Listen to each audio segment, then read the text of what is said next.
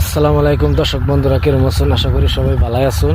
তো ইনশাল্লাহ আমরা ভালাই আছি।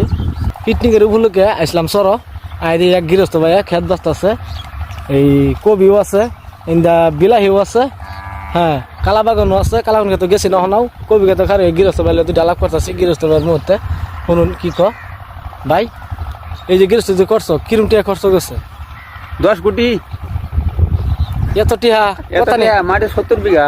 আল্লাহ, কিরম গেছে টিয়া? 10 কোটি। 10 কোটি। আচ্ছা, কিরম টিয়া মিনিমাম বেচা কিনি করা হয়? 30 কোটি। 30 কোটি কম হইতো না।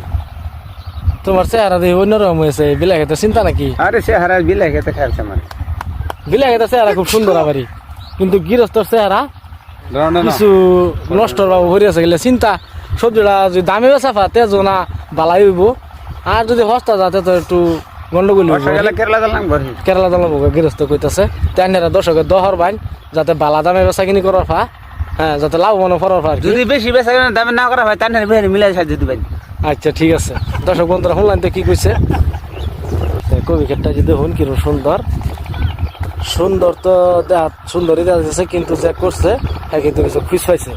কিরম খুঁজ পাইছে? 500 টাকা হাজিরা কামলা, এর মাথায় সার ওষুধ বহুত দাম আছে। হ্যাঁ বেড়ানে আতায়তে উড়াইতেছে, যদি দাম পাতে তো লাকি, আর যদি দানা হইলে তো গোল খালি। তে দর্শকরা দোয়া হরবান যাতে মানুষে সবজিটা পালা দামে বেচার পা, এটাই আইনের কাছে অনুরোধ, একটু দোয়া হরে দেবেন। হ্যাঁ এটা আইনের কাছে অনুরোধ রইল। আর গরম টাইম পাচ্ছে চ্যানেলটা ফলো করে দেবেন, লাইক শেয়ার কমেন্ট জানাই দেবেন।